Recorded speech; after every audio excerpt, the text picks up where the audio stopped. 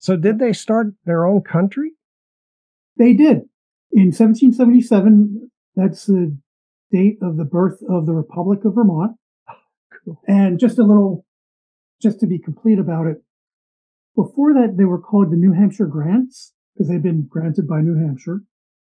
And the initial working title was New Connecticut because most of them had come up from Connecticut. Yeah.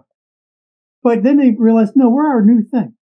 We don't want to be associated with the Continental Congress or any of those colonies. So we're going to be called Vermont. We're going to create a new word. And the name came up from Ira Allen, who it was basically remembered as Ethan Allen's smarter brother. Oh, okay. Ira Allen was well versed in Latin and he got the name from Vers Montes, which is Latin for green mountains. There is an old myth that it came from the French, Montagne Verte, which is not the same. It came from the Latin. We know that Ira Allen knew Latin. He used Vers Montes in the logo of University of Vermont when he founded that. So anyway, it's from the Latin. And that was applied in 1777. And Vermont was its own republic until 1791, when it became the 14th state of the United States. Wow. They figured that they couldn't go it alone anymore. And they decided, after some debate, that they would not be joining up with Quebec to the north. That wonderful history of Vers Montes, known as Vermont, was shared by Mr. Jon Matthewson from the Dorset Historical Society in Dorset, Vermont. Learn much more coming up on this episode of Preservation Oaks. Now sit back, relax, and enjoy the program.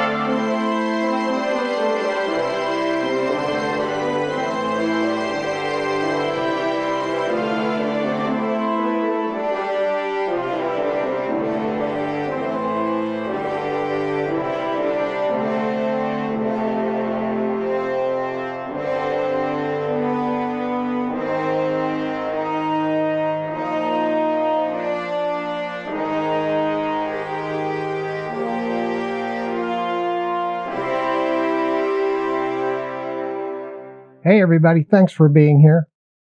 Our previous episode was also in Vermont, and I gotta tell you, Vermont is simply beautiful, both in a historical and a natural way. We have a great show for you today. For this episode, we greet Jon Matthewson, the curator of the Dorset Historical Society located in Dorset, Vermont. Chartered in 1963, the Dorset Historical Society collects, preserves, and interprets the community's cultural resources. Whether you're an individual, a family, business, or foundation, you can help them fulfill their mission.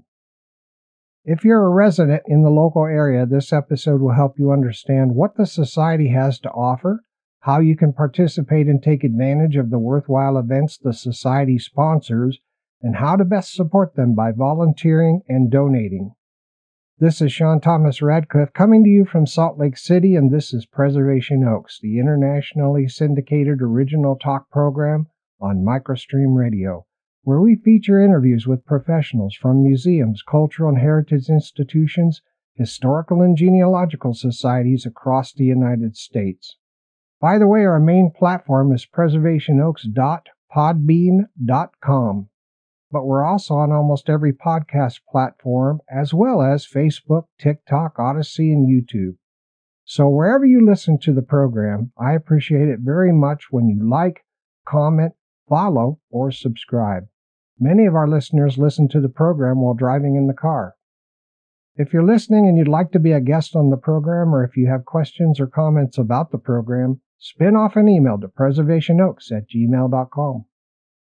On our next episode of Preservation Oaks, we'll be meeting with William Hawkins, the Executive Director of Historic Tuscaloosa. Since 1966, Historic Tuscaloosa has been preserving and promoting Tuscaloosa County's historic resources. A nonprofit organization, the Society's mission is to develop an awareness and appreciation of the historical and cultural heritage of the community. Their society has enjoyed steady growth over the years and is recognized as one of the strongest preservation groups in the Southeast. They tell an important story of America, and it'll be fun and interesting learning more about them. All right, that being said, let's get this show snapping. Our historic April events for this episode. On April 3rd, 1860, in the American West, the Pony Express service began as the first rider departed St. Joseph, Missouri. For $5 an ounce, letters were delivered 2,000 miles to California within 10 days. The famed Pony Express riders each rode from 75 to 100 miles before handing the letters off to the next rider. A total of 190 way stations were located about 15 miles apart. The service lasted less than 2 years, ending upon the completion of the Overland Telegraph. On April 3, 1944, the U.S. Supreme Court ruled 8-1 that African Americans cannot be barred from voting in the Texas Democratic primaries. The court stated that discrimination against blacks violates the 15th Amendment and that political parties are not private associations.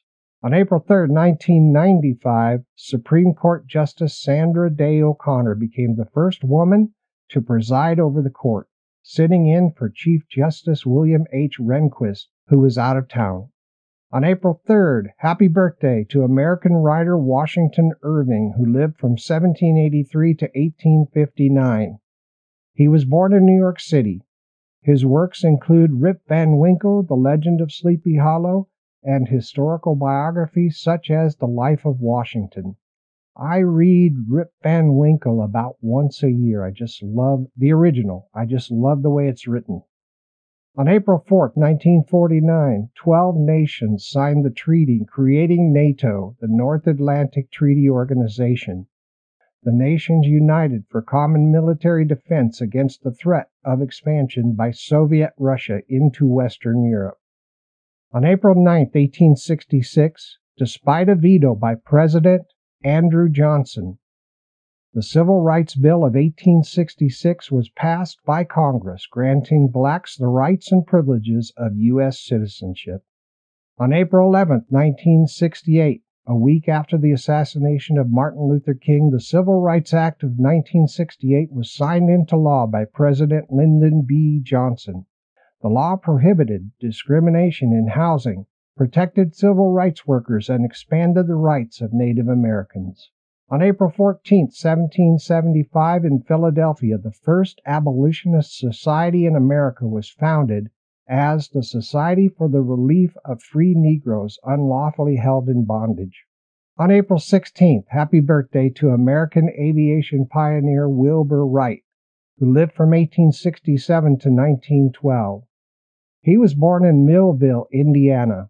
On December 17, 1903, along with his brother Orville, the Wright brothers made the first successful flight of a motor-driven aircraft. It flew for 12 seconds and traveled 120 feet.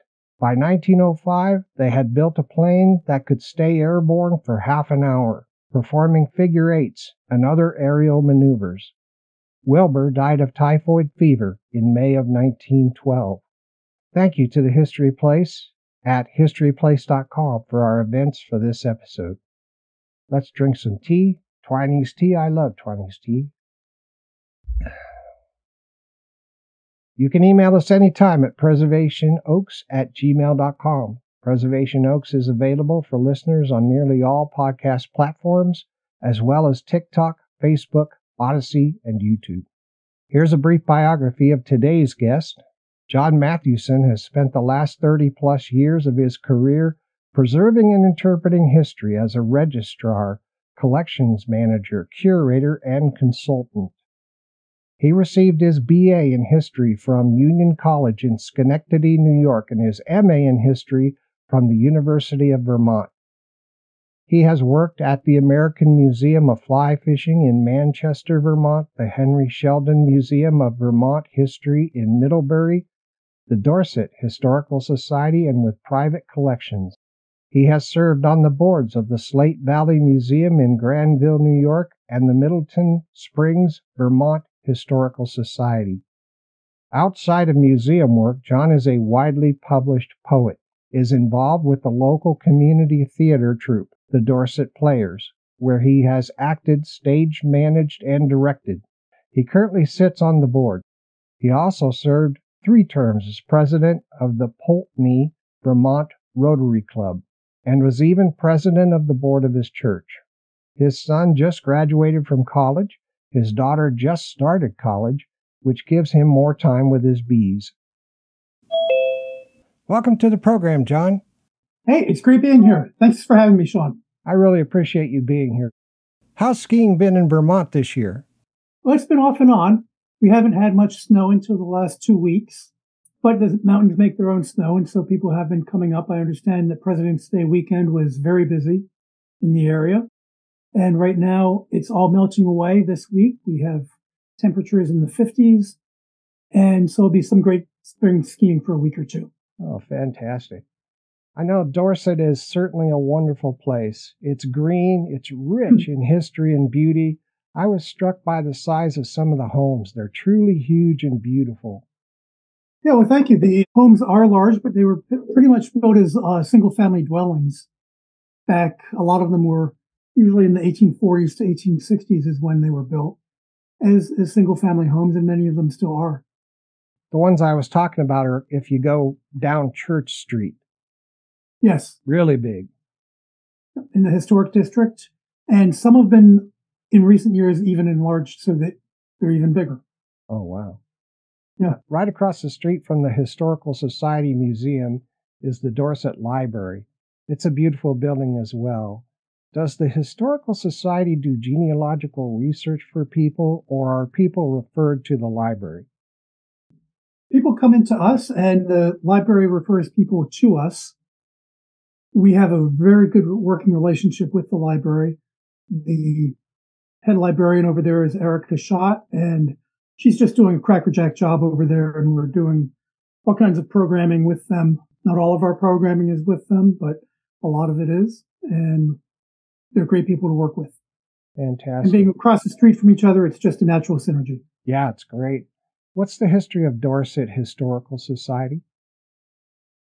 We were founded in 1963, almost 60 years ago this year, primarily by some people in Dorset who realized that they should have a historical society. They should have something to preserve the history. And also the person who had been preserving a lot of that history and had written a book in the 1920s about it, an author called Zephine Humphrey, had just passed away. And they were wondering what to do with her papers. And so one of the reasons to start the Historical Society was to have a repository for her notes on the history of Dorset. Since then, we've grown to be a lot more than just that. But that was the seed that was planted in 1963. Wow, fantastic. I understand your society is about to celebrate your 60-year anniversary. What are you planning to help celebrate that? In November, and I forget the exact date, but the date of our incorporation is in November or October, one of the two, and we'll have some kind of open house party celebration for it. Oh, that's great. Do you usually have good turnout for those? Yes, we'll have probably it'll be in the evening, my guess is, and we'll have some kind of hors d'oeuvres served. Nice. And then sparkling water, things like that. Yeah. Now, your building is really cool. I encourage all the listeners to go on your favorite map app and look at the homes in Dorset because they are unique, at least to my eyes anyway. If you live there, it's probably old hat, but from my eyes, they're really interesting because the design of the homes are, you've got your normal front of the home, but then you have these small windows on top for some reason. What's the purpose for those? For some of the smaller houses, the ones that didn't have a full second floor, it was just a way to get light in. And sometimes on the gable end, and I understand this is a Vermont thing and isn't everywhere else. Who knew? But on the gable ends, sometimes those windows are placed at an angle. So they're not horizontal or vertical, they're at an angle. And those are called witch windows. Oh, wow. Okay. So that the witches, I'm not sure if it's so the witches could get in or out, or to keep witches in or out. But I just know they're called witch windows, probably because they're just odd windows. Now, your museum is also called the Blay House Museum. Is that right? Yes. The Bly House Museum, named after Elsa Bly, who was a local artist who taught many, many people how to be artists. And when she lived in the house, when she passed away in 1990, she bequeathed the building to the Historical Society. Nice. We moved in soon after and have been there ever since. We did some major renovations in 2005 and 2006, which made it more of a climate-controlled building in a dry basement. And we moved it forward a little bit. But so it's a little bit larger now and a much sturdier building than it was. Very cool. When was it originally built? I missed that. The building has a very interesting history that ties into an even larger history. It was built in the 1840s in Hebron, New York. Now, you might say, Hebron, New York, that sounds different than Dorset, Vermont. And you'd be right.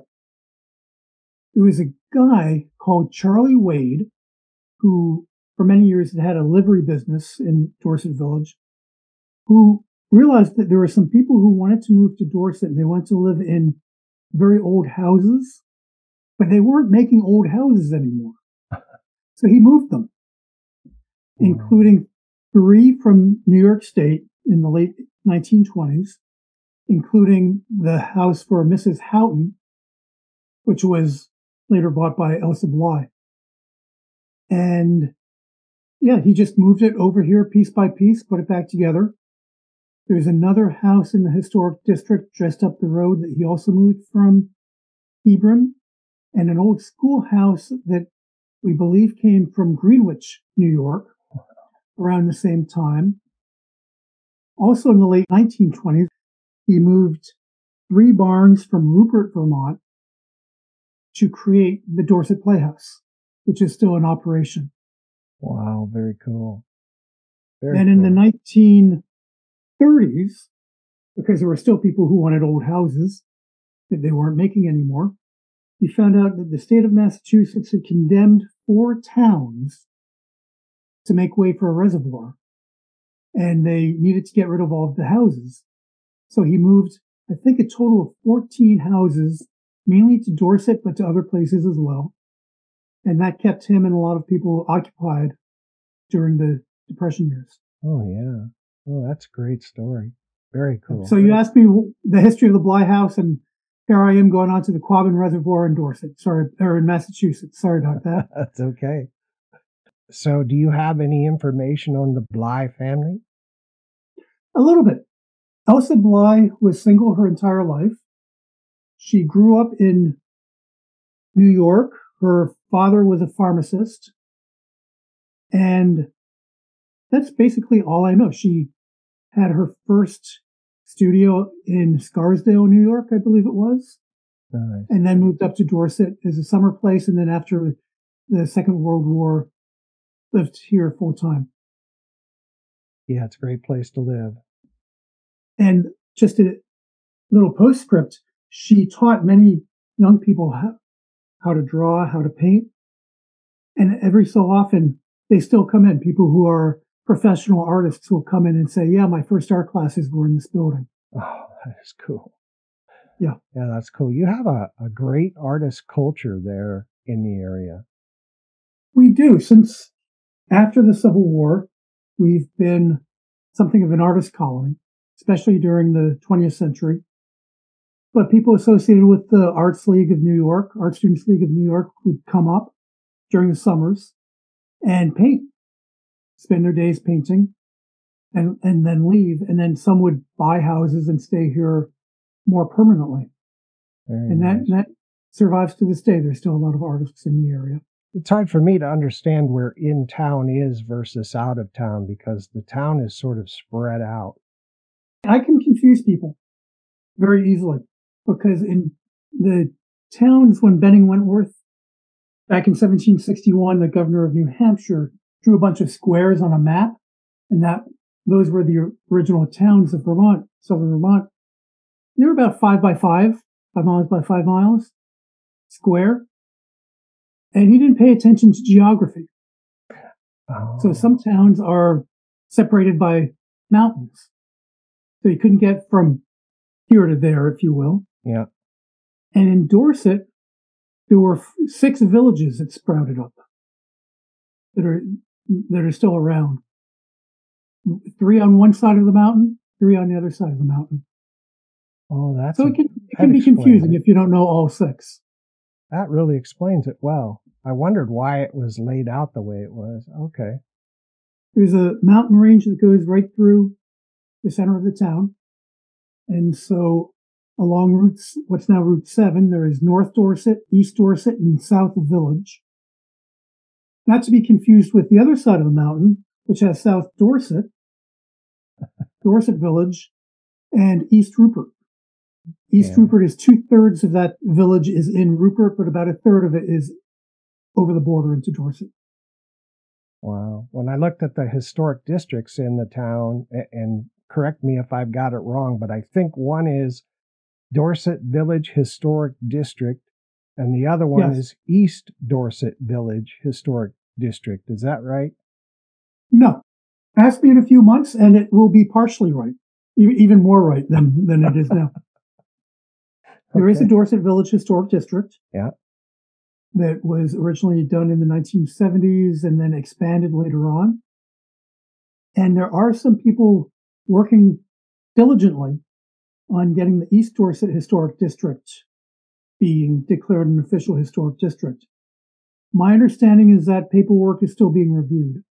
Okay. So in a year from now, I would say, of course, East Dorset Historic District.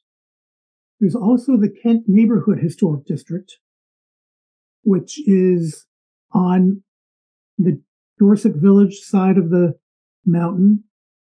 And it's where one of the first families settled, the Kent family, and where some major historic events occurred in the 1770s. Oh, very cool. Yeah. Very cool. What's the Dorset Field Club? Oh, the Dorset Field Club is, again, in the historic district here in the village, kind of across the street from us, but there are buildings between us and them. They were started as a golf course, mainly by people from the Troy, New York area. And they opened up the greens in the late 1800s. It was a 9-hole course for a very long time. And it is referred to as the oldest continually operated golf course in the United States. Oh, neat. Yeah. That is a little bit debatable because I think there were a few months during World War II where they weren't open, but nobody really counts that as being officially closed. No. If you're a golf enthusiast, you would just have to come to Dorset and play that course. Yes, it's a private course, but there are ways to get onto it. And it's been expanded to be an 18-hole course now. That was done a few years ago. And it's a very active golf course. I'll be going by into work and it'll be snowing out. And there'll be people out there on the greens golfing, just starting their golfing. Because, they're not going to let a snowstorm stop them. Of course. And they also have the other things at the field club. They have a nice dining room, great food there. They have a racquetball court, and croquet court. There are people who play squash and pickleball. Oh, nice. So, and of course, tennis. Well, thanks for that. Huh. What's the history of Bennington County? Bennington County was created by the governor of New Hampshire, Benning Wentworth, in the late 1740s, or the town of Bennington was. The governor of New Hampshire was Benning Wentworth, and he named Bennington after himself. as one does, I suppose. And Bennington became a place for people to come up from, mainly from Connecticut, people who weren't inheriting the family farm, third, fourth, and fifth sons, if you will.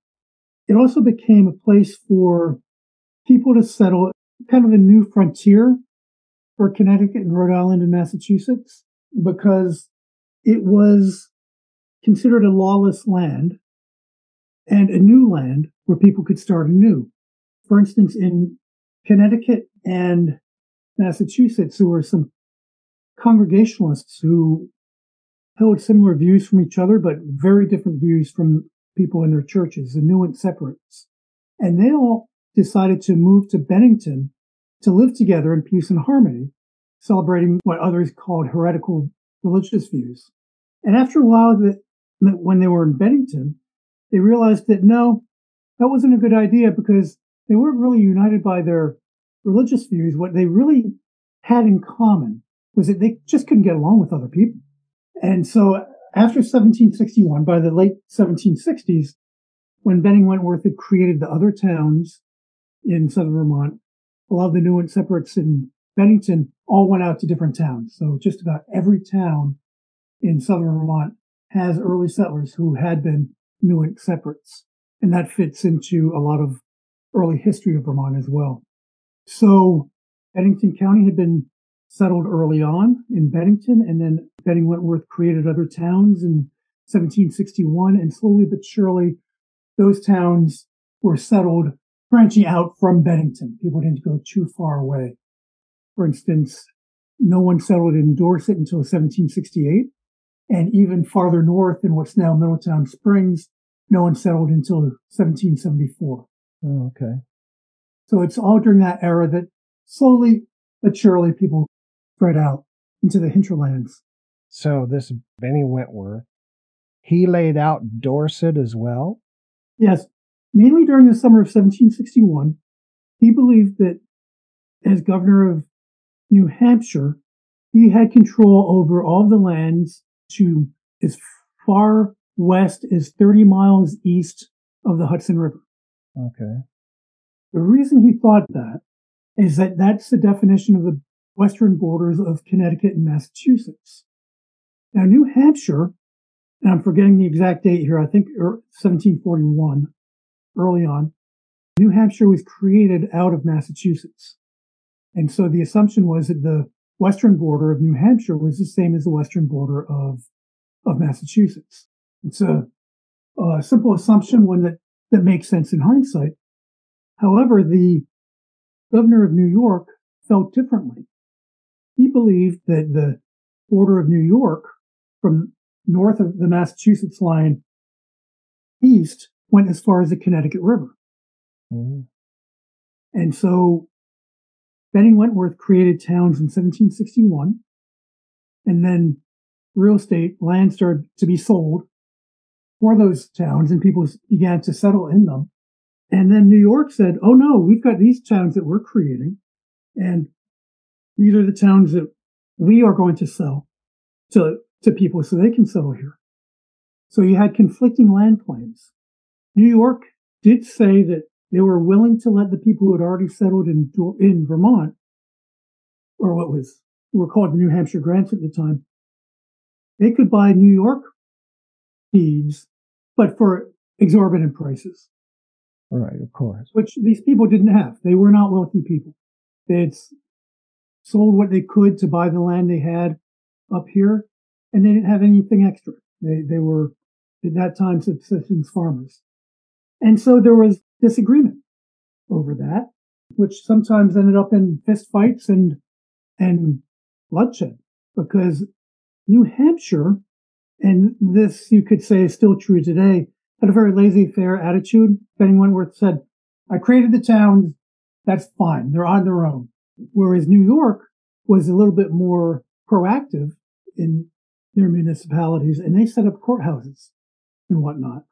And it was at the Windsor courthouse that several people were killed for defying the New York troops. And Westminster, I'm sorry, that was the Westminster massacre. Okay. So during the early 1770s, there were a lot of squabbles of various degrees between the people in Vermont who said that they had proper deeds through New Hampshire and versus the authorities from New York. Yeah, there was Vermont squeezed right in between the two. Yeah. And that's what gave rise to the Green Mountain Boys.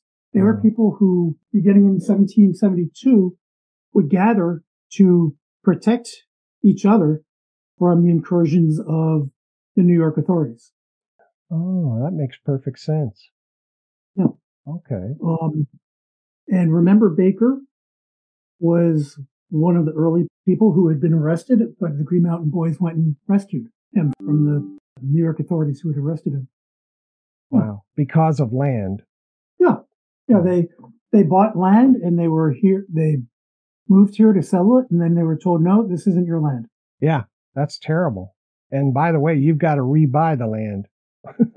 Hey, for a lot more than it's worth. Oh, yeah. That's terrible. Yeah, I'd be kind of upset about that myself. Oh, man.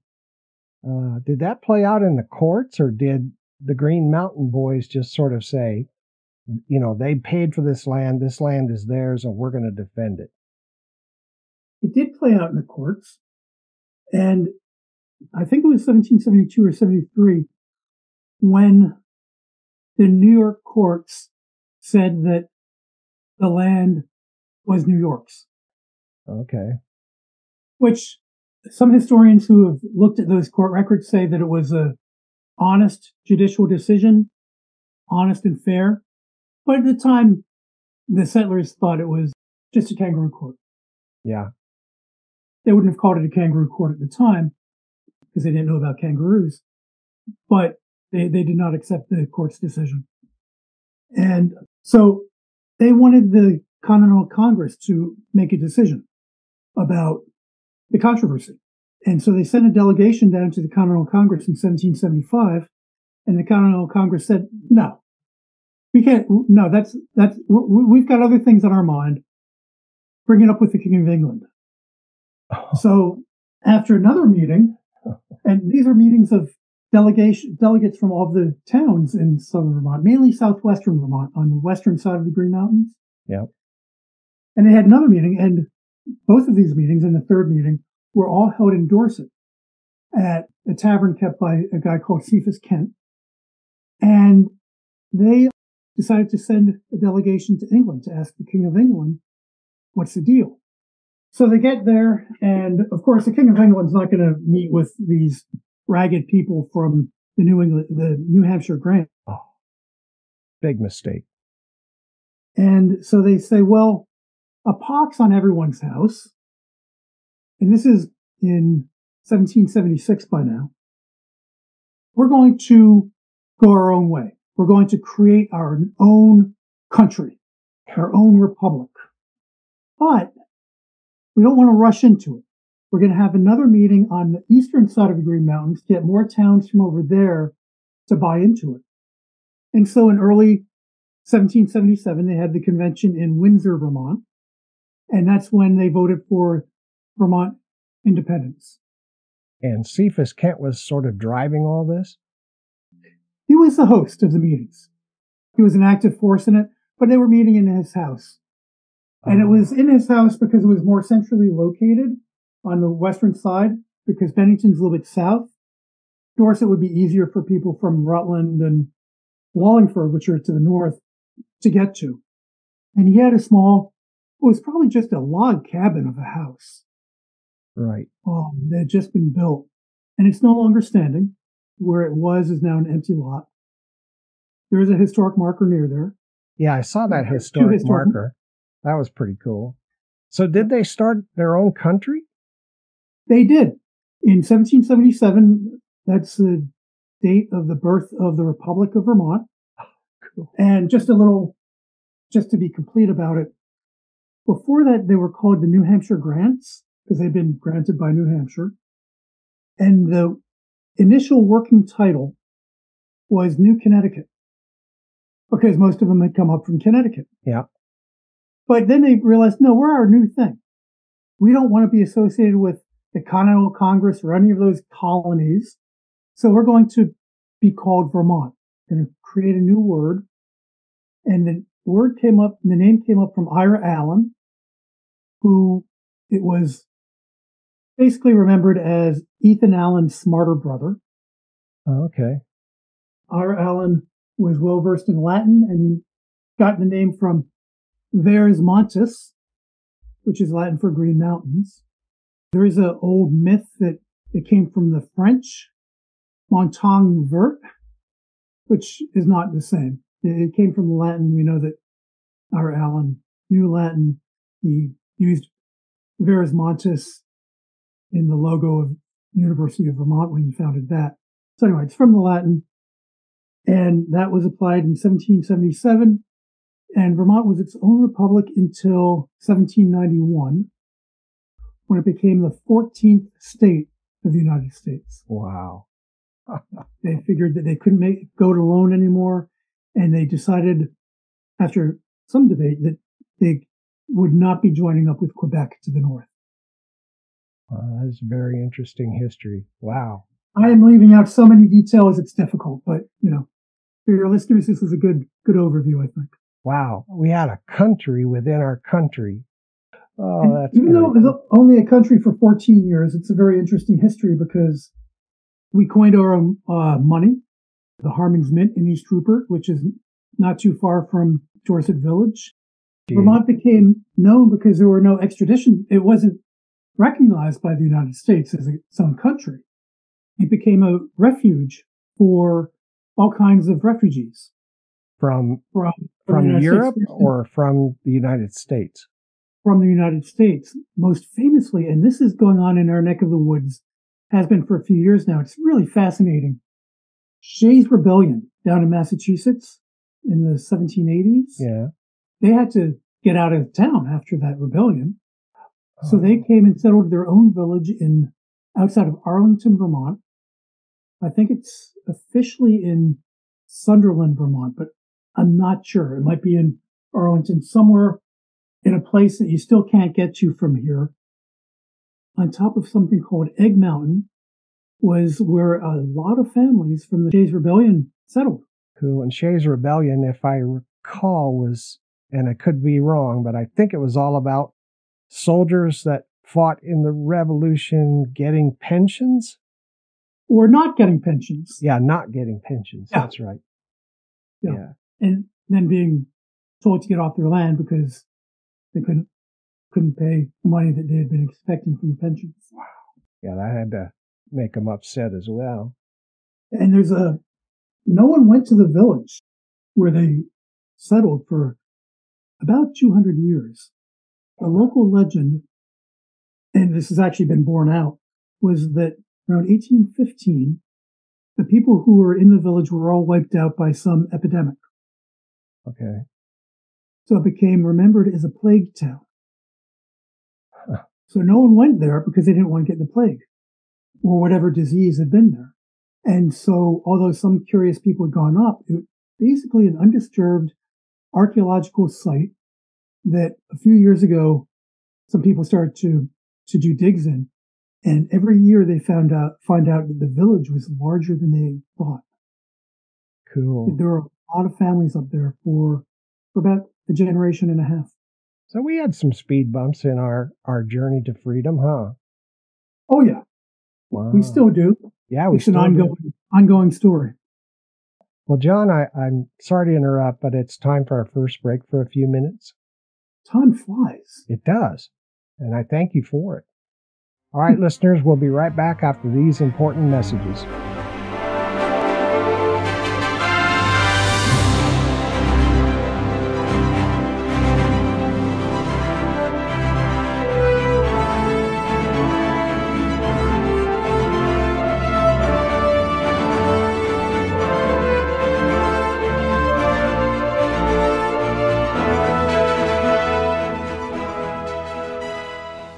Remember that feeling of wonder when you learned something fascinating about the past for the very first time?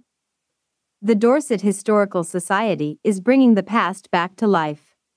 Their goal is to celebrate the rich history and culture of the Dorset, Vermont area. Be a part of the action by volunteering and supporting the Dorset Historical Society. Visit dorsetvthistory.org and learn more about this valuable local nonprofit organization. Please donate, volunteer, and become a member, or visit them today at Route 30 at Kent Hill Road, Dorset, Vermont, 05251. This is well worth your support and you'll have fun at the same time.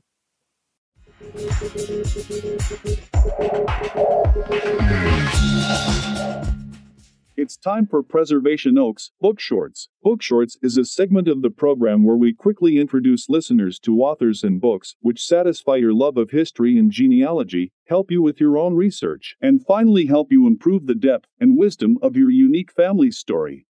Welcome back to Book Shorts. We have a great segment today. The Kentucky Genealogical Society and President Chris Paget have just released a book that should send anticipatory quivers up the spines of those researching their Kentucky ancestors. On this installment of Book Shorts, we're very fortunate to be joined by President Chris Paget to chat about the new Kentucky Genealogical Society book, Essential Guide to Researching Your Kentucky Family History. There were 18 contributors to the book. Each author contributed a chapter to the guide. Family researchers can uncover the stories of Kentucky ancestors and delve into the rich history of the Bluegrass State. This comprehensive guide is a must-have resource for anyone looking to explore their family history in Kentucky.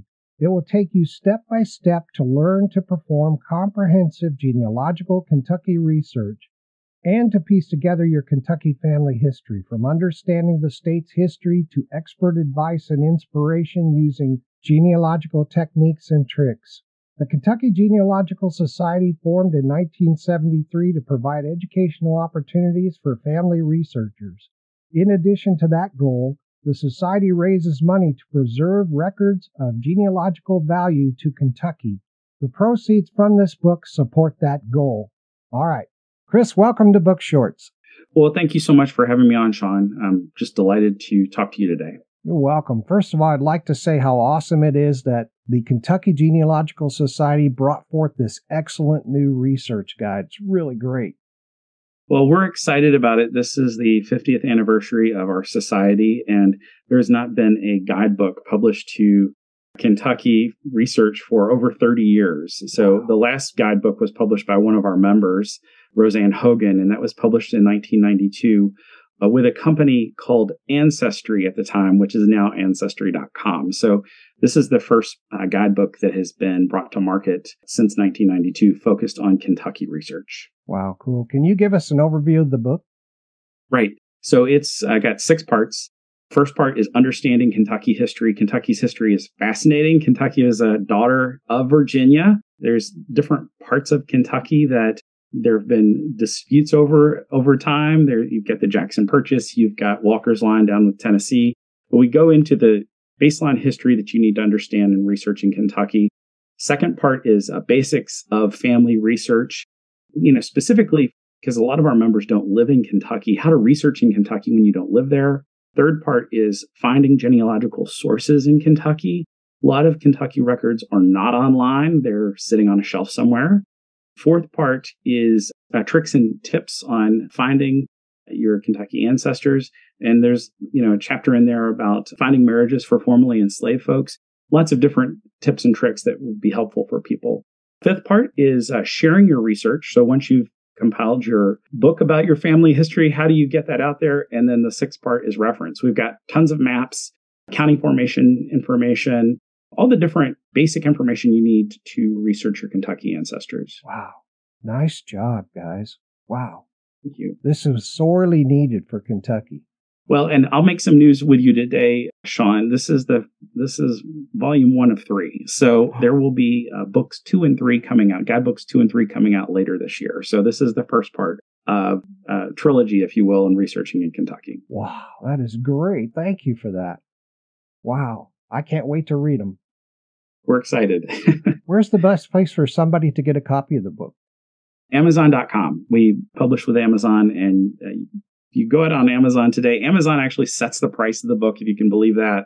And a little bird told me today that they have adjusted the price down a little bit. So it's on sale right now. So you can go get your copy on Amazon. Okay, thank you very much. Listeners, get your very own copy of The Essential Guide to Researching Your Kentucky Family History, which was released on March 9th and is receiving excellent reviews. This book can help you immediately make progress finding and documenting your Kentucky ancestors. Chris, I want to thank you for being a guest on Book Shorts, and I'd like to thank you for your time and for your society's book. You come back anytime. Thank you so much, Sean, and thank you for creating this platform to help groups like the Kentucky Genealogical Society get the word out about the projects we're working on. So thank you. You're most welcome. Listeners, be sure you visit the Kentucky Genealogical Society website at kygs.org. Once you've read this excellent book, be sure to leave a review. I'd also love to hear from you as well about what you think about the book. Send those to preservationoaks@gmail.com. I thank you in advance for doing that. Much appreciated. All right, we'll see you all next time on the next Book Shorts.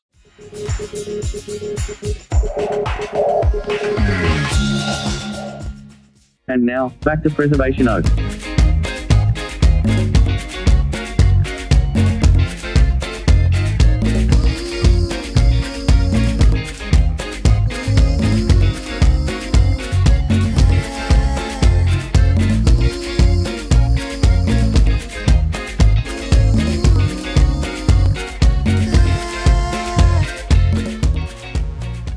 Welcome back to Preservation Oaks. I'm your host, Sean Thomas Radcliff. We're here today with Jon Matthewson, the curator from the Dorset Historical Society, located in Dorset, Vermont.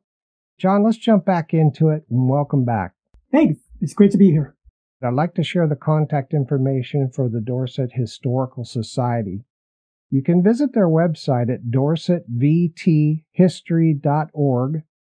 Their mailing address is P.O. Box 52, Route 30 at Kent Hill Road, Dorset, Vermont 05251. You can call them at 802-867-0331. You can email them at info@dorsetvthistory.org. Their hours are Wednesday, Thursday, and Friday, 10 a.m. to 4 p.m., Saturday, 10 a.m. to 2 p.m. They have a YouTube channel called Dorset Historical Society, and you can find them on Facebook. Just look for Dorset Historical Society, and they're on Instagram at Dorset Historical Society. That all sound right? It sounds perfect. Okay, thank you. I just want to add that our Instagram page had been dormant, but the gentleman who takes wonderful pictures of area landscapes is starting to post photos of historic sites with a little bit of the history about them. And so that's something that we're very happy about right now. Oh, yeah, that's great. So, Jon, can you provide the audience with an overview of the communities you serve, the variety of your membership, and the mission and objectives of your society? Yes. The communities we serve are basically anyone who comes in the door, and the people who don't come in the door, who we think should come in the door. We serve people who live in town and are usually new to the area and are interested in knowing more about the history of where they've just moved to. And our other large group are people who have ancestors or family from the area, and they want to keep up in touch with what's going on in the history about their families or in the town that they know. And those are the basic two, but from there you can atomize it even more. We serve people who have a lifelong interest in learning. We go into the schools and host school trips here to serve the kids so that they become lifelong learners of history.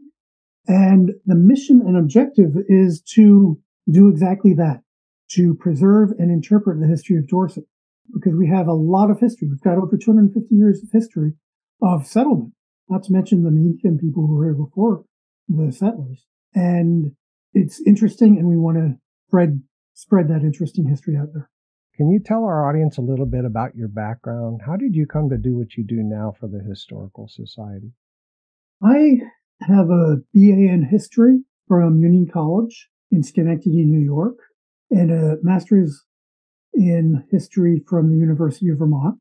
And soon after getting that, instead of going into teaching, like a lot of people do, I found myself doing gallery and museum work, specifically in collections.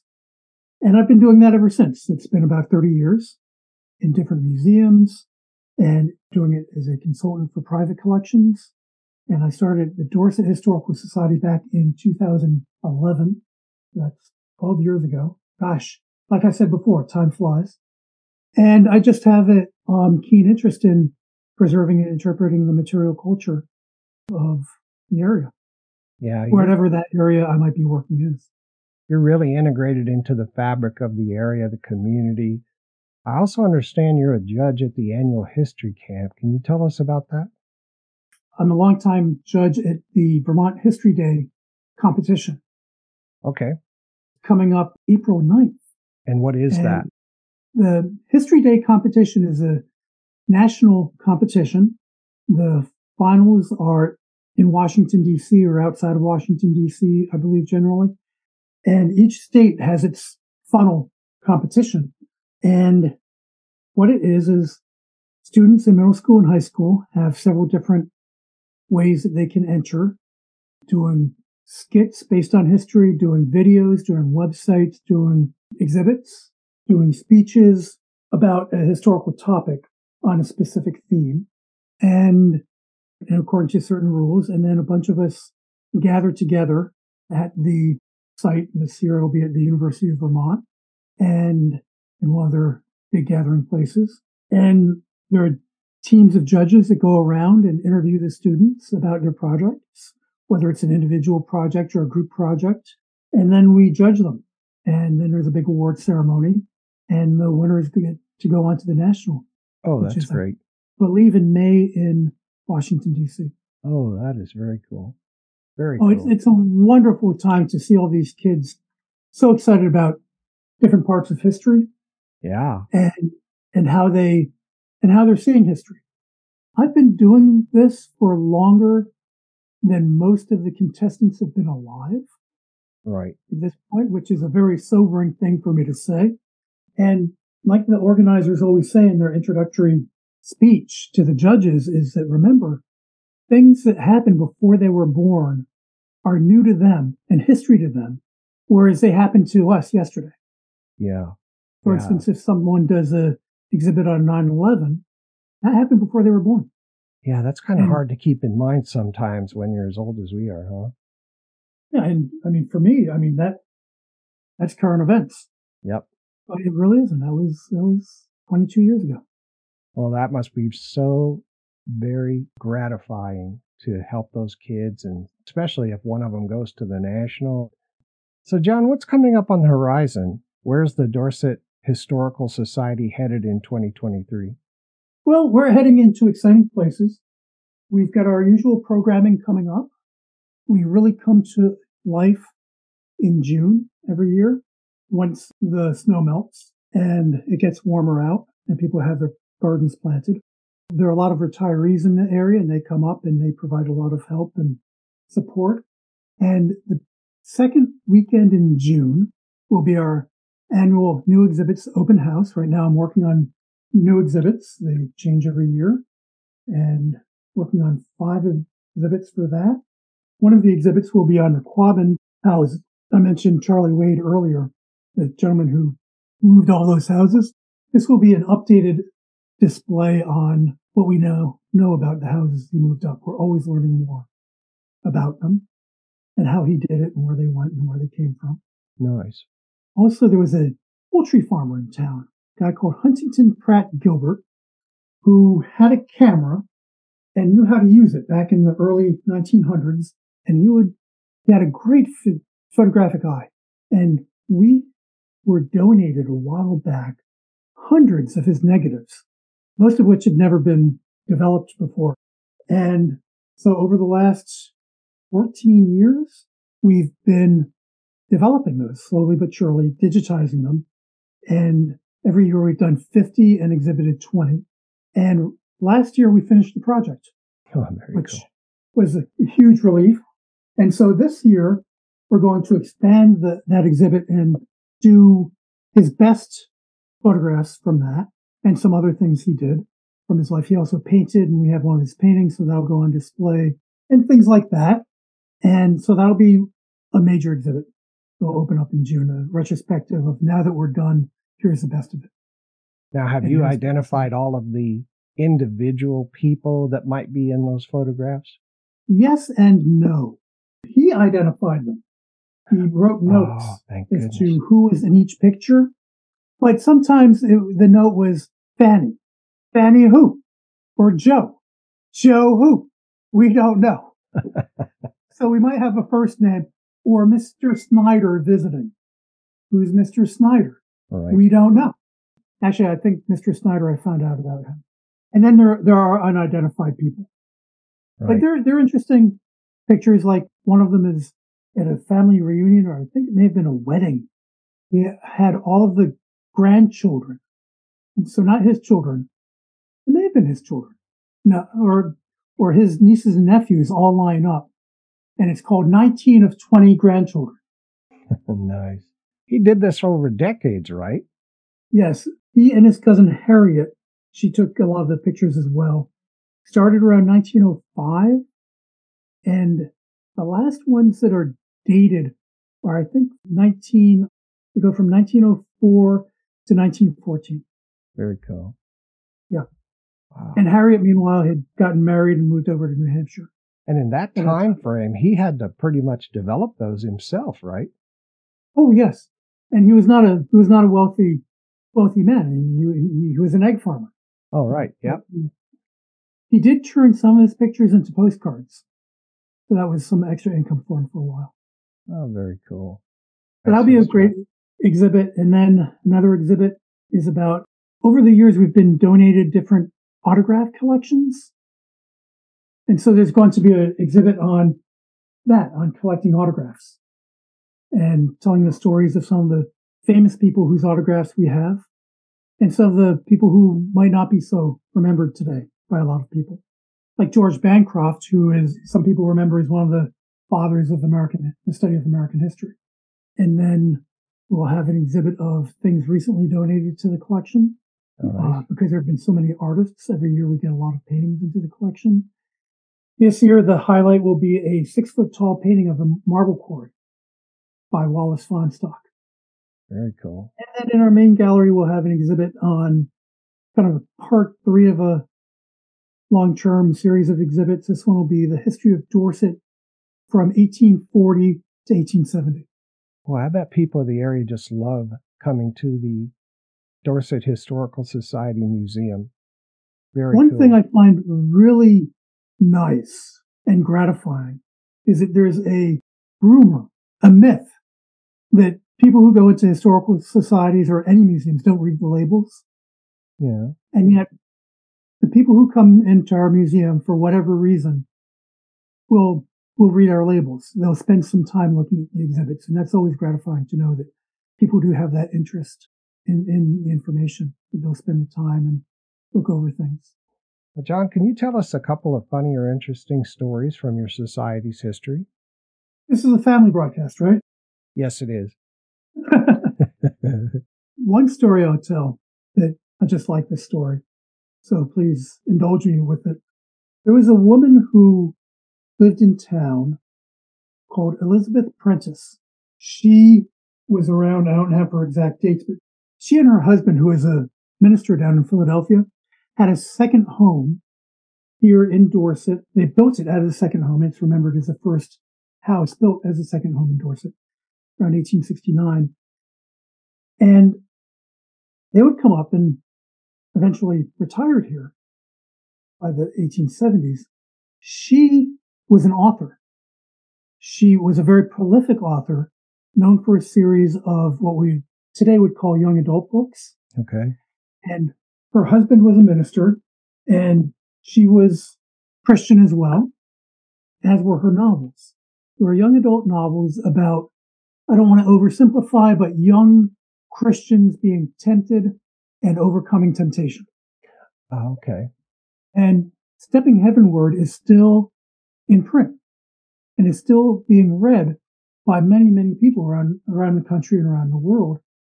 In fact, a prayer study guide from a woman who had written it.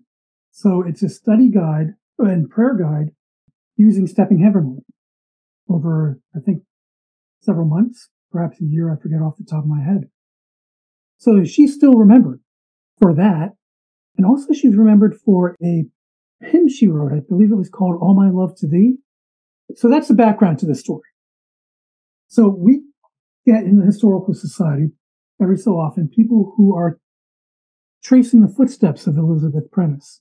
One summer day, 3 women came in. I think they were from Ohio, maybe from Illinois. I'm sorry about being so vague there. But the 3 women in their early Middle Ages came in and asked us for information, asked us where their house was, and asked us where she was buried. And at the time, when people wanted to know where people were buried in Dorset, I would take out a huge map, look up the name in a card catalog, and find out the lot that the person was buried in. Okay. And now it's all online. You can do it through our website, find out where people are buried. So it's a huge map. It's on this table in our research room, big table. And I don't know the exact lot number. Let's say it was lot 67. So I find lot 67 and show them and tell them how to get there in the large cemetery and how to find it. And they go off and they're happy. I assume they found it. Didn't hear back from them. And so that was nice. That's just part of what I do, help people out, find historic sites for people. The next day, and that's what makes this so great, the coincidence of it being the next day. There was a couple in from, I believe it was Kentucky, somewhere near there, near Ohio, where the other woman had been, but not in the same state. I believe it was Kentucky. And he was doing research into his family, who had lived in Dorset back in the early 1800s. And he wants to know where his family is buried. So I get out the map of all the lots. I look up his family name and I say, oh, your ancestors are buried in lot number 66. And that's kind of funny because yesterday there were some women in looking for lot 67. All right. And they say, oh, were they related to us? And I said, I don't think so. They were looking for the tomb of Elizabeth Prentiss. And they just both kind of froze. And the woman, the wife, looked at me and said, the Elizabeth Prentiss? Now, I have to tell you, in my upbringing, I had no connection with Elizabeth Prentiss. I didn't know who Elizabeth Prentiss was until about 2011 when I started the Dorset Historical Society. So that somebody from Kentucky would have heard about her. That kind of took me aback and was impressed. I said, well, yes, she wrote a book called Stepping Heavenward. And she said, yeah, she wrote All My Love to Thee. And I said, yes, you know it? And the husband and wife looked at each other and sitting there around the research table, just off memory, began to sing the hymn. Oh, nice. And that's the amazing thing about local history. You don't always know how much it emanates into other people's lives away from the community. Oh, that is so true. Community you're serving. That is so true. That's one of my favorite stories. I've got so much to ask you. Do you have any collections exhibited anywhere else in the area, like the airport or City Hall or any of that? Every so often, we will have a temporary exhibit somewhere. Usually, we've had them out in front of the church on Memorial Day, small Memorial Day exhibit. And then we've had things in the library about the history of the library. And we also have some things on the walls of the town hall. Actually, Dorset is building a new town hall, so I'm going to have to talk to them about what do you want? Do you want things freshened up? And before you close down the old town hall, let's make sure we get the stuff that's there now out of there. Oh, yeah. Very cool. They're not up yet, but the church in town has also undergone some renovations. Okay. And someone went over to see if we had any really good old photographs of the church in one of its earlier formations that they could put in their new hallway. It's a nice church. You've got these 4 things coming up off I think you call it a spire. And there's 4 things that almost look like, I don't know, some kind of ornamental things that are like 4 feet tall coming off the top. Yes. And they were originally wooden when the church was wooden. And they just replaced them after the original church burned and they rebuilt it out of stone back very around cool. 1909. I always ask this question, John, but if your building were to catch fire, if the museum were to catch fire, what things would you grab on your way out? Researchers and docents. I would make sure that everyone got out safe. There are artifacts that are irreplaceable. Pretty much everything is irreplaceable. Yeah. But if there was a fire, the first priority would be to make sure that the fire department was alerted and that everyone got out of the building safe and sound, and that everyone's cars were moved to make way for the fire trucks. Right. The collections are in the basement. I don't really see myself running around in the basement during a fire. I don't see that as really safe or responsible behavior. But if there was time to remove anything, near the main entrance to our building is an 1856 county map for Bennington, Vermont. And I would grab, it's very heavy. I would get someone to help me and we would bring that out. Very cool. But other than that, it's something that is a nightmare. Things would be lost if there was a fire. And all the more reason to make sure that that never happens. Yeah, you bet. Absolutely. Yeah. So what kind of funding model supports the society, and what are your funding goals this year? We are a membership-driven organization. So that's where the bulk of our money comes in, from individual donors, from the people who give $35 or $50 for a membership, all the way up to people who give over $1,000 to support the society.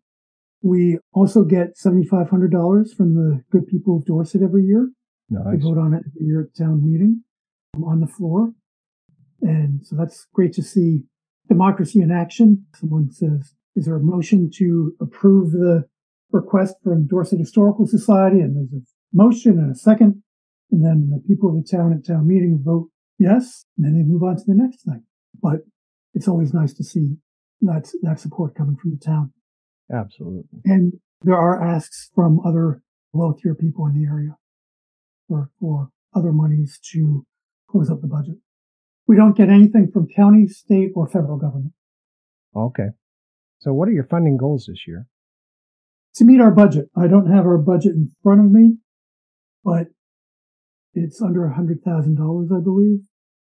And that's what we're going to try to make. All right. Cool. Do you have any special initiatives going, oral interviews or fixing the roof or any of that? No, for the physical plant, we're doing fairly well. I mean, it's a house. It's an old house. So it always needs some kind of work done on it. But back in, I think it was 2013, we worked with the American Association of Museums and the IMLS to get a survey of our collections and our building done by third-party professionals to look over our collections care and come up with recommendations, and to look at our physical plant and come up with recommendations for how the building could be better. And the person working with the collections made a lot of recommendations, especially in terms of how our textiles could be better kept. But the person with the physical plant, partly because it was essentially a new building at the time, with the renovations of 2005, 2006, found one stray tree sprout coming up near the foundation in front of the building. That was the only thing he found that he could be critical of. Cool. So in general, with roof and all of that, we're in good condition. We have to replace some slates every so often because we have a slate roof, and fix things here and there. We just needed to put in a new security camera system, but there's no major outlays. The major outlay that will be coming down the road that we'll have a capital campaign for is a major addition onto what's the back of the building. It will create more storage space. It will create more exhibit space, and it will also have an elevator so that everything will be handicapped accessible. Nice. And we've got the plans for that have been approved by the Planning Commission and all the people who need to approve such things. We just need to raise the money. So that'll be a capital campaign coming down the road. I can't say when. What I can say is that phase 1, to make sure that that's a reality, has begun. So That's maybe fantastic. in a few years, we'll have that all finished. Are you looking to write grant proposals for that? Probably not. We, in the past, have had enough generous people in the community to fund things, Oh, nice. whether it's outright cash or work in kind. We have a very good reputation in town. And in 2005, 2006, a lot of the labor was done gratis. People, carpenters and whatnot, did the work and charged for supplies, charged for materials, but not for their hours, which just, I don't know how we could have done it without that. So in-kind donations and cash donations and everything in between, and we get it done.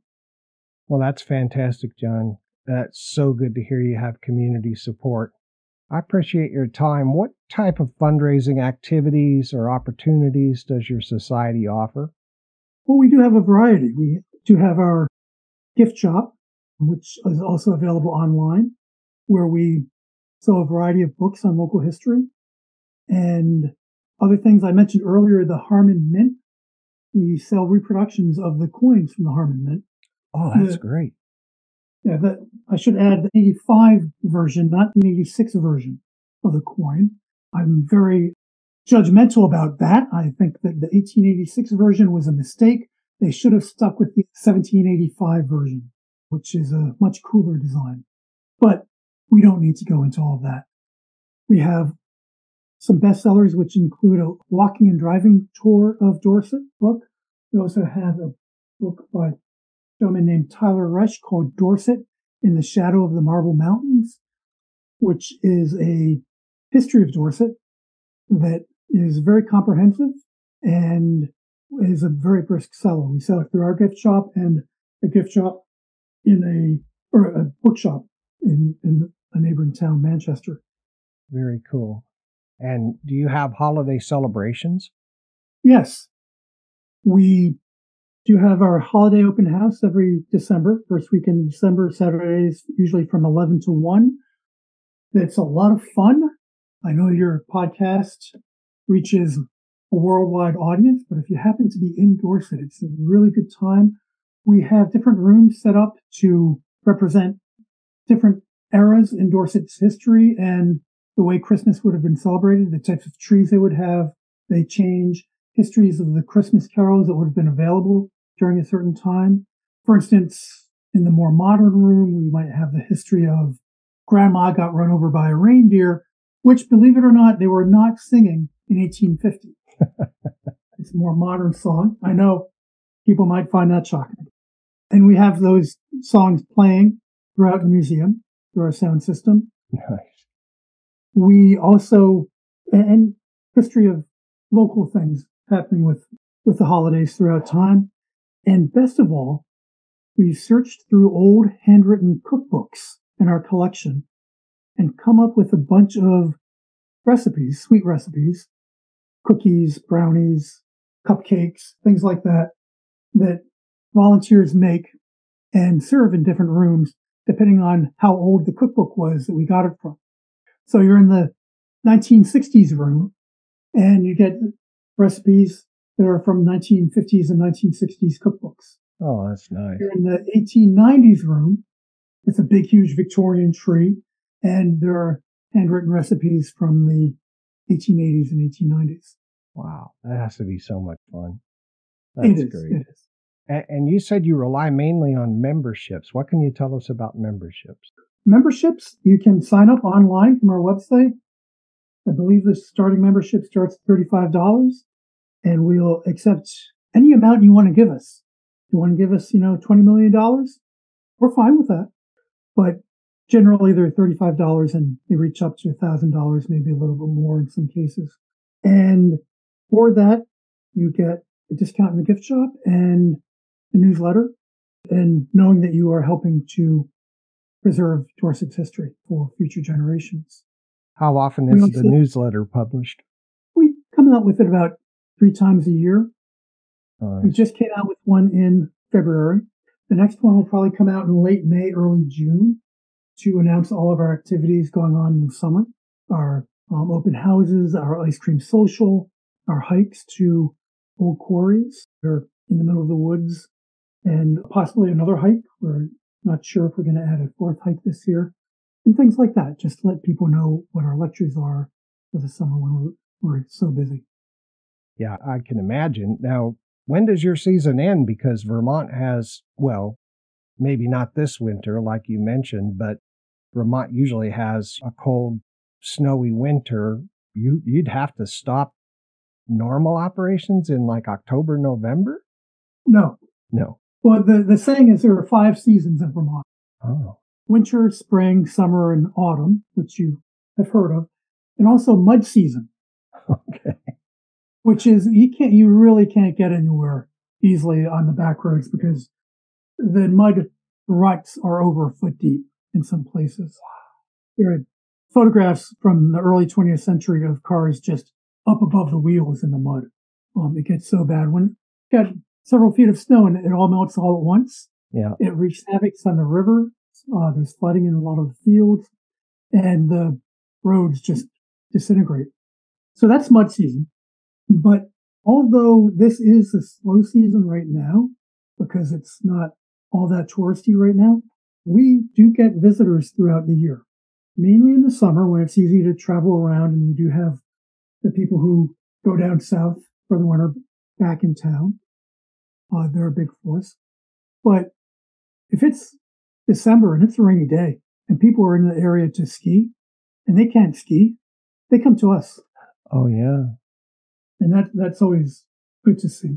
And then fall, we're very busy right up until Columbus Day, because that's when the leaves change color. And that's a huge time for tourists as well. Wow, fantastic.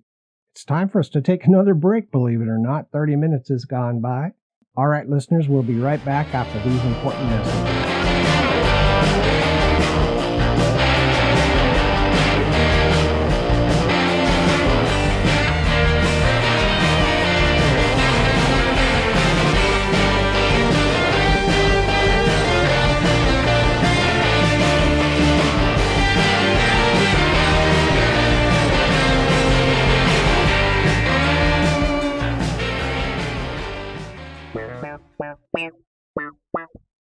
Please join the Dorset Historical Society and support their efforts to bring history to life for you and your family.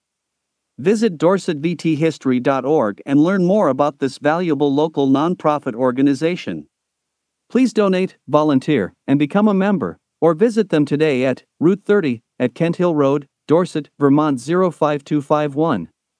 This is well worth your backing, and you'll feel so good helping to preserve the history of Dorset and convey it to the next generations. Thank you for listening to Preservation Oaks. If you're a member of a museum, historical or genealogical society that has not yet been featured as a guest on our program, please let them know to contact preservationoaks@gmail.com. We welcome everyone. Thank you. Hola. Si es nuevo en los Estados Unidos o es de ascendencia hispana, querrá ser voluntario y apoyar a su sociedad histórica o genealógica local. ¿Por qué? Porque ahora eres parte del tejido de Estados Unidos, y estas sociedades quieren ayudar a contar tu historia familiar y tu historia. Si desea que su cultura se conserve como parte de nuestra historia estadounidense, eche un vistazo a su área y conéctese con su sociedad local. Estarás contento de haberlo hecho. Gracias. The best thing about Preservation Oaks is that you get history instantly, right when you want it. Listeners of Preservation Oaks learn how they can experience unlimited fun and knowledge at their local museums, cultural and heritage institutions, historical and genealogical societies across the United States. All that for a single low-cost annual membership. Now that's high value. If you're not already a member or a volunteer, then be sure to get it done today. This is Lindsay Flory, Programming Director of the Osage County Historical Society and Hawley Genealogical Research Center, and you're listening to Preservation Oaks. This is David Reed, Chief Curator with the Reno County Museum in Hutchinson, Kansas, and I love listening to Sean Radcliff on Microstream Radio. I was made of tough rawhide by a master. He put a lot of special tooling on my horn, pommel, skirts, cantle, fenders, jockeys, strings, and cinch. My conchos were made of pure silver. I was presented to the first prize winner. That's where I met Matt. From then on, Matt used me on holidays, special trail rides, for parades, and other events. He would oil me and wipe me down every time he used me. He was so proud of me, and I was happy to be a part of his tack. Years went by, and Matt used me less and less. Finally, I was used at his funeral with his favorite horse Annie. We looked great together.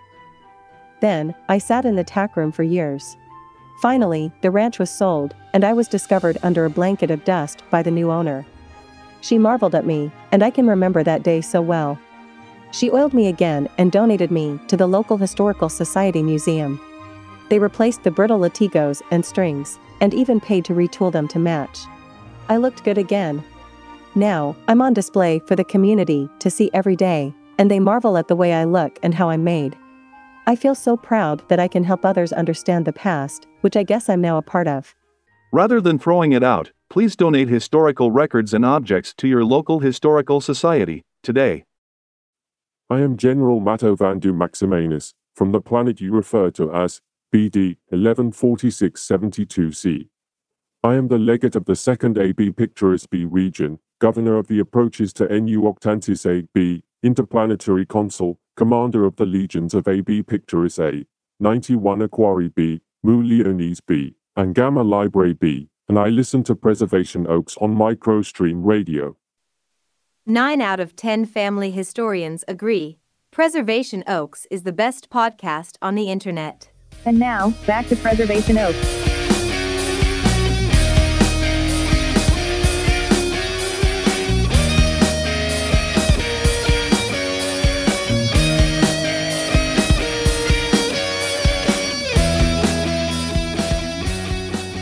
Welcome back to Preservation Oaks. We're here today with Jon Matthewson from the Dorset Historical Society located in Dorset, Vermont.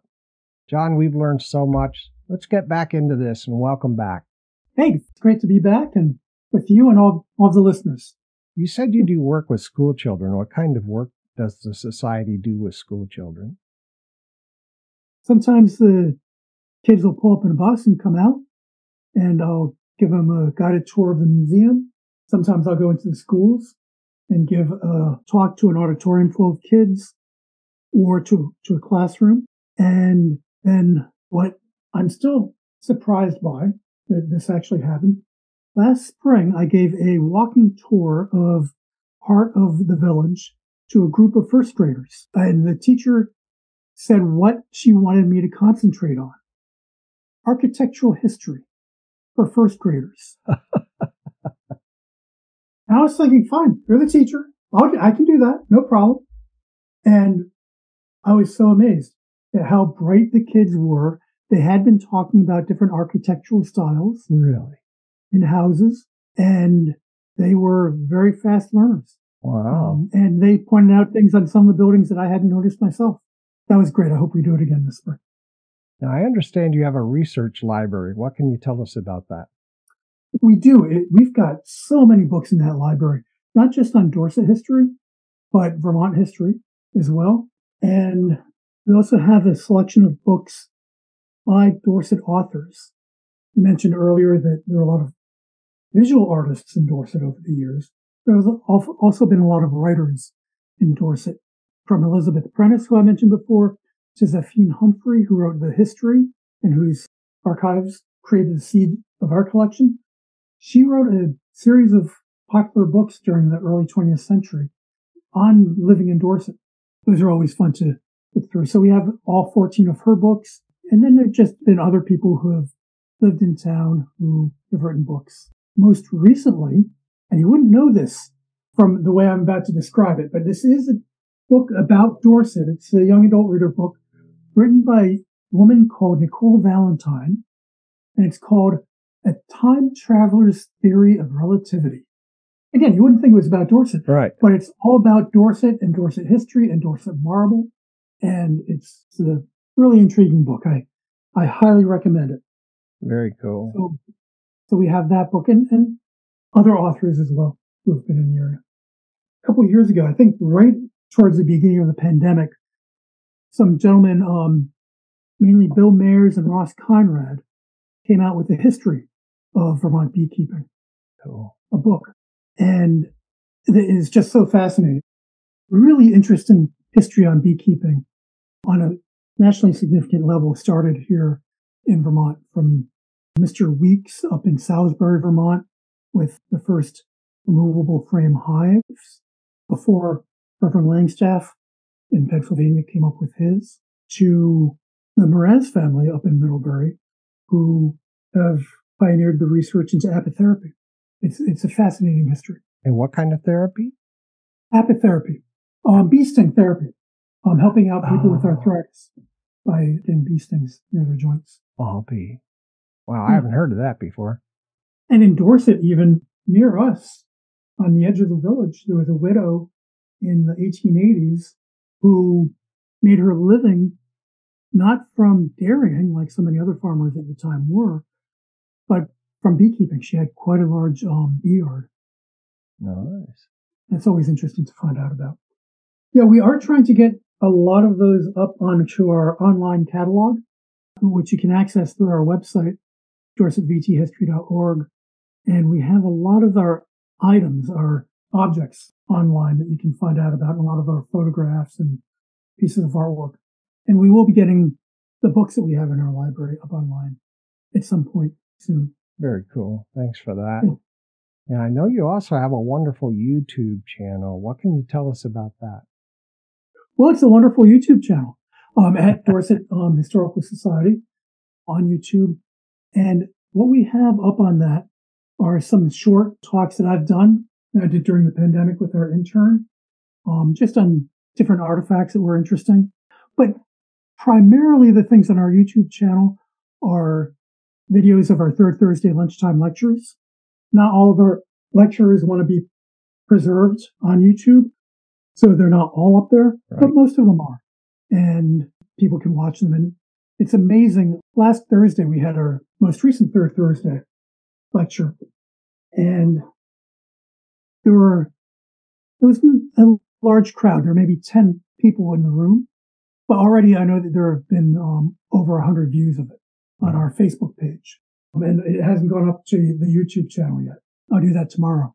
So that's 10 times as many people are watching it online than were there in person, which is good to know that people are interested even if they can't get into the actual museum. Absolutely. And especially, I mean, if I come into the area, if I come into Dorset as a tourist, as a skier, and I visit the Historical Society, maybe it rained one day and I visit, I can go back to where I came from and I can still stay in touch via your website, via your YouTube channel, and I'm sure there's more coming. Oh, yeah. And what I want to add in here for people who want to visit through the website is on our website under research, there's our Maple Hill Cemetery database where you can find out where everyone's buried. And you can look at in the privacy of your own home, on your laptop or your desktop or whatever, or you can drive around town with it as a driving tour, series of driving tours. We have all the buildings in the historic districts, Dorset Village and Kent Neighborhood historic districts have all the information on there, pictures of all the houses, where exactly the houses are, and a little bit of their histories. We also have one for all the schools in Dorset. There used to be 14 school districts in Dorset, each with its own schoolhouse, and we tell you where each schoolhouse was and pictures of the schoolhouses and histories when they were a schoolhouse and whatnot. And all the different cemeteries. Again, I think there are about 14 cemeteries in town, one of which has gone missing. So if anyone finds it, let me know. And with pictures of those. And so if you want to visit this cemetery, I got the GPS coordinates by standing right in the center of the cemetery. Before that, there had been written descriptions to how to get to the cemetery, which were open to interpretation. Yeah. I got lost looking for two of them. And so now it's harder to get lost, I hope. Those maps are really great. You've got 4 or 5 different ones on the website. How long did those take to create? Not that long, because for the cemeteries and schools, for instance, a lot of the research had been done, and I just had to type it in or scan it in, and we had the pictures all ready to go in. So other than visiting the cemeteries to get the actual GPS coordinates, a few hours, really. Oh, that's not the one bad. taken the longest, and by taking the longest, I started it several years ago and haven't finished it yet, is the Dorset Trail.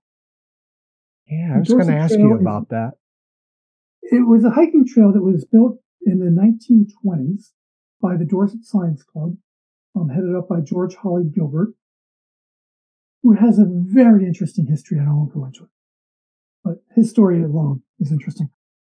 But the trail, this is the same time that the long trail that goes the entire length of Vermont along the spine of the Green Mountains, right after that was built, and right before the Appalachian Trail was being built, the Dorset Trail was built, and it basically went around the mountaintop that separates the two Dorsets, and then the mountain range creates kind of a horseshoe shape, so it comes back onto itself.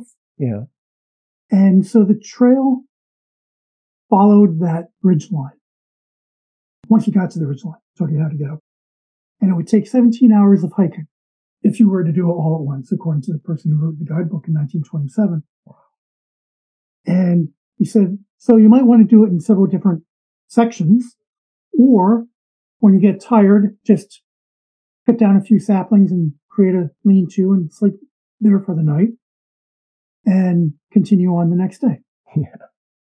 Don't worry about whose property you're on or anything like that. And a lot of that trail has gone by the wayside. Dorset Science Club disbanded in the 1950s. But there has been an effort recently to recreate a lot of the trail systems that used to exist in Dorset and add to it.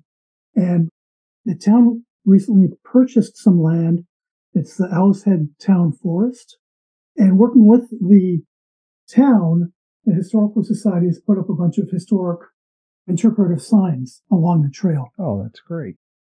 There's a lot of fun to talk, because you're walking in the middle of the woods, but it used to be an industrial site with communities of people living there. And so we help show where those people were. LiDAR images show where the house foundations were for some of the quarry workers, things like that. And it just adds, I think, another dimension to the basic hike in the woods. Yeah, that's very cool. Can you mountain bike on that? Yes. There is a separate system of mountain bike trails in the Owl's Head Town Forest. That's very cool. And if you go to the Town of Dorset website, they've got maps of the hiking trails and the biking trails. Well, thanks for that. Now, you've got historical markers on the trail. You've got historical markers in the town. You've got a building. You've got grounds. You've got a lot of things going on, including all of the events that you guys work on. And you yourself personally give many presentations, a lot of which are on the YouTube channel. You must use a lot of volunteers for that. Oh, yeah. Our lifeblood has always been the volunteers. I am a paid employee, but right now I'm the only one, and which means that everything else is done by volunteers. Setting up the lectures, providing food for the lectures, docenting during weekends and during week time hours, doing a lot of cataloging, data entry, collections preservation, inventorying, helping to lead the hikes, on and on and on is volunteer work, which is just so appreciated. Yeah, and I hope everybody listening in the area, outside the area, those people that go to the area, once a year, please do volunteer. It's well worth your time. If you're not near Dorset, you're near a historical society, and I bet they need help. Yep, absolutely. So how does your society interface with the other societies and organizations in the county or at the state level or regional level? Oh, in a lot of different ways. The most exciting thing right now is there's a Bennington County 250th Anniversary Committee that I'm participating in. It involves state, local, private, public concerns, business concerns, museum concerns, all about the upcoming 250th anniversary of fill in the blank. Either the Declaration of Independence. Yeah, the Declaration of the Constitution. Or the starting of Vermont. That's right. Yeah. So the Green Mountain Boys, there have been already annual events about 250th anniversary of different things. I mentioned Remember Baker earlier. And last spring or early summer, down in East Arlington, they had local actors do a play that was written and rehearsed and only performed this once, about a town meeting of early Green Mountain boys deciding what to do about the arrest of Remember Baker. And they were all in costume, and it was just an amazing time. And the audience was in the pews of the church where they would have had a town meeting back then. And some of the actors were in the audience, so they'd be coming up and yelling things right next to you. So you were really in the midst of things, and it was just a very well done thing. And they had different historical societies and organizations display booths there as well, and just a wonderful thing. And that's going to be happening every year through the celebration, these years of celebration and commemoration. That's really cool. And the 250th committee is based in Bennington, and we're setting up a website for it and a bunch of different activities online and in person, lecture series, book club, with just an amazing amount of relevant books that people will be reading. So stay tuned for that. That's going to be in 2026, right? It's already happening. Ah, okay. In 2025, Dorset will be in the spotlight for the Dorset Conventions at Cephas Kent's Tavern. Oh, right. Yeah. Yeah. Very cool. So it's going to be happening over the next few years, and you're planning all kinds of activities. Very cool. Boy, that'll be a great thing for people visiting the area to take advantage of and especially learn about. I don't think it's on anybody's lips right now that I've heard anyway. I haven't seen it on news outlets or anything that, hey, the 250th anniversary of the United States is coming up. There are things, at least here on the East Coast, that are coming out about it. There is a national one that has been embroiled in some kind of controversy. Yeah. And it's being basically left up to the states and the communities to do it. So right now it's very fragmented. Okay. By approach. And so that's one of the things we're figuring out how to deal with. Right now it's all very fragmented with different people doing different things. How do we unite all of these efforts into one? And the best way to do it, we're figuring, is through websites and links on websites and cooperating with other people doing different events. For instance, we're doing Bennington County. Windsor County on the other side of the mountain will be doing things. And so we'll certainly want to coordinate with them and the good work they'll be doing. Yeah, what a great opportunity to get together and do that kind of planning and coordination. That's great. Other things we do, I mentioned Vermont History Day. That's done through the Vermont Historical Society, which is a really strong organization with they do a lot of outreach to the area. Most recently, there was one over in Windham County of local historical societies set up on the green, and that was wonderful. And those are great things to participate in. I think there was one up in Fairhaven, Vermont last summer for Rutland County. So these kind of interactions are always good to participate in. Absolutely. I want to get back to your website for a moment. What kinds of things can people do or find on your website? Well, you can become a member. You can, or make other donations. You can buy things through the gift shop. You can find out what we're coming up with on the calendar. You can find our new and current exhibits coming up. You can get past issues of our newsletter. You can see a picture of what I look like with a beard. Of course, since this is a podcast, you don't really know what I look like without a beard unless you get a screen capture. And then there's a research page, which is probably our most popular one because that's where all those maps are that I mentioned, as well as the cemetery map for Maple Hill Cemetery to find out where the people are buried. We also have an online collections database. Also in town, we have the Dorset Playhouse, which was created by three barns moved from Rupert by Charlie Wade back in 1929. The Dorset Players were founded in 1927, and there's a long history of amateur and professional theater in Dorset. And so we've got a lot of records going back to the 1880s, 1878, actually, about plays being produced in Dorset that are all available to research on the website. Nice. Up through 1975. And here's a aside that I came across about a year ago. I was watching an old favorite movie. It's a comedy by a guy called Alfred Hitchcock, who you've heard of, Master of Suspense. Yeah. He did a comedy in the mid-1950s. It takes place in Vermont. Yeah. Called The Trouble with Harry. Yeah. And I love that movie. I do too. It's one of my favorites. There is a scene where the main character, John Forsythe, is the name of the actor, is in a small notions shop and talking with another character. And it's not a long scene, but it's in the small notions shop. Then someone comes in to look for the perfect teacup to buy. Well, what I noticed that I hadn't noticed before was in the background, there's a poster on the wall. And that's for the fall season of plays at the Dorset Playhouse in 1954. Cool. So there I am watching this old Alfred Hitchcock movie, and wait, that's work right there. That's great. That's Dorset history right there in the Alfred Hitchcock movie. I watch that movie from time to time, probably twice a year, just because I love the music and I love the cinematography of it. Mm-hmm. Yeah, it's a great movie. So all the plays, all the actors and authors and photos and playbills up to 1975 are available on our website. And I'm working on getting more of those up there by the end of this summer. Wow, that's a great thing. Some surprises, some things that surprised me. During one summer, a college kid was doing his first out of college acting. And that was a guy called Walter Koenig. And nobody recognizes that name, it seems. I don't. But he was a regular on the original Star Trek television series. He played the character of Chekhov. Oh, I'll be darned. In the TV series and, of course, later on in the movies.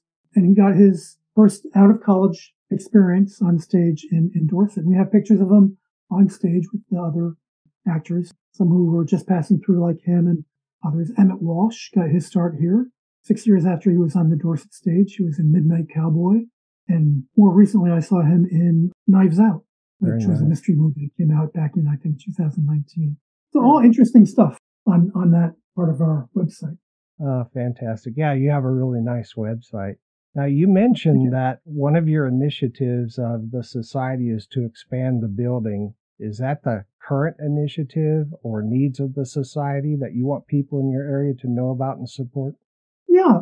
After the expansion in 2005, 2006, we realized that I wasn't with the society at the time, but the society members just realized that it needed more space. We just have to the board needs to organize itself and people who can help with the process to move that forward. And so getting someone to be essentially a clerk of the works, among other things, is in the works now. And then there'll be the capital campaign. And what that would do would be to put on the back of the building something that will look like an old barn, and it will have a full dry basement with an elevator that will bring you upstairs to a larger lecture space. Where we have our talks now isn't the largest. There are times when there have been standing room only or sitting against the wall only seating. And we just want to improve on that and more exhibit space as well. And to make everything handicap accessible. We really need to do that. Yeah, that's important. Yes. Our first floor is totally handicap accessible. You just can't get upstairs. And so that would be the next really big project. Okay. I want to thank you, John, for spending the time with us today. I've had a great time, and I'm really glad to meet you. I'm grateful, very grateful for your time and your expertise and your dedication. It really comes through. The things that we've learned from you today, nobody would have even, outside of your expertise and some of the people that are members of your society and the community, there's a lot that you have brought forward today that I didn't know, and I'm sure our listeners didn't know either. Well, all the more reason not so much to come to the Dorset Historical Society or become a member, because you certainly should. But you've got a local historical society in your neighborhood, and they're willing to tell you about the history of where you live. And no matter where you live, it's got history. It's got people who've gone before you, and historical societies are a good way of honoring that. Yep, absolutely well said. Thank you. Congratulations on your June 2nd opening for the season, and I hope that goes really well. And good luck on your expanding the building. I hope that comes sooner rather than later. You're very inspiring, so thanks again for being here. Thank you, and I'm glad that you're doing this important podcast. And with that, we'll end our time with our guest, Jon Matthewson. Listeners, please stay tuned for my comments and wrap-up, which is coming up next.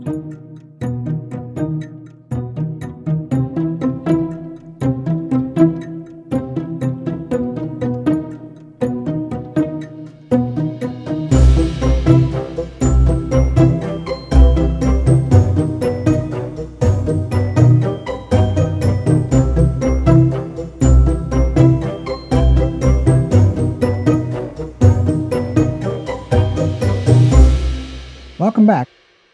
Something I learned during my time with Jon. In 1777, the independent country of the Republic of Vermont was created by the people of Vermont. It lasted for 14 years. I never knew that before. The history of Vermont and Dorset is just amazing. Dorset tells the story of the history of the independent spirit of America, personified by the people of Vermont. The Green Mountain Boys and the current way the people run their government in Vermont is so eye-opening to learn about. Vermont was the 14th state in our union and is truly a part of the bedrock of American freedom. Jon Matthewson is such a capable leader and a fountain of knowledge about Vermont and Dorset. He's a great truth teller of history, making it fun and relevant to learn about. Jon is very hardworking, engaging, and dedicated to the people of Dorset and Vermont. He and his team of volunteers are making life better, helping to shape the future and serving the community. You folks in Dorset can be very proud of what you've built with the Dorset Historical Society. Not only does it provide so much great information about the history of Dorset and Vermont, but Jon and his team approach each new season with more value-added exhibits, lectures, and other excellent events. You have so much history in Dorset and so much future. That history has shaped your area and Vermont for the better, and I'm so glad we had a chance to meet with Jon and learn more about it. A truly special place in our country. So much is going on at the Dorset Historical Society, and Jon laid out the priorities of the Society for 2023 and beyond. You can feel good supporting the Dorset Historical Society by donating, volunteering, joining, and visiting the Society. It is a very worthwhile endeavor. The most pressing priority of the Dorset Historical Society at this time is a major addition to the building in order to gain more storage, lecture, education, and exhibit space, and also to provide handicapped access to the second floor of the building. If you can help, please connect with the Society. The Society is supported to a large extent by donations and volunteers. Please help support the Dorset Historical Society.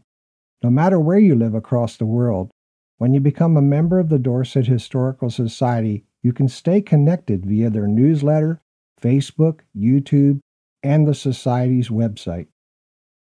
Jon reviewed the funding and fundraising particulars of the Society so you know where the funds are going and what the priorities are. Any funds you're able to provide are tax deductible and will certainly be used to the benefit of the community. I'd like to wish the Society and its volunteers a fantastic 2023 season opening in June.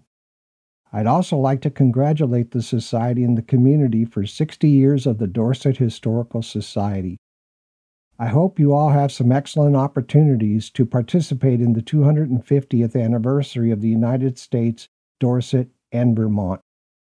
One last time, the contact information for the Society, you can visit them on the web at dorsetvthistory.org. Their mailing address is P.O. Box 52, Route 30 at Kent Hill Road, Dorset, Vermont 05251. You can phone them at 802-867-0331. And you can email them at info@dorsetvthistory.org. If questions occur to you and you'd like more information, please connect with the Society via the contact information just mentioned. If you're a listener in the area the Society serves, or if you're a listener researching ancestors in the community the Society serves, and you're not already a member, please consider joining and supporting the Dorset Historical Society. I hope this information helps the audience understand how valuable the Society is to the community and what kinds of excellent services they have to offer to their members and the public. I know you'll agree with me that the Dorset Historical Society is truly one of our nation's preservation oaks. Okay, that's a wrap for this episode. Music used today is from Scott Holmes, Cymbalbird, Aaron Kenny, Carmen Maria, and Edu Espinal, Freedom Trail Studio, Alway, and the Score Wizards. Microstream Radio is a registered trademark you can visit at microstreamradio.com. This broadcast is owned and copyrighted by Microstream Radio. It cannot be rebroadcast, downloaded, copied, or used anywhere without the written permission of Microstream Radio. Thanks to everybody for listening. This is Sean Radcliff. I'll see you on the next episode of Preservation Oaks.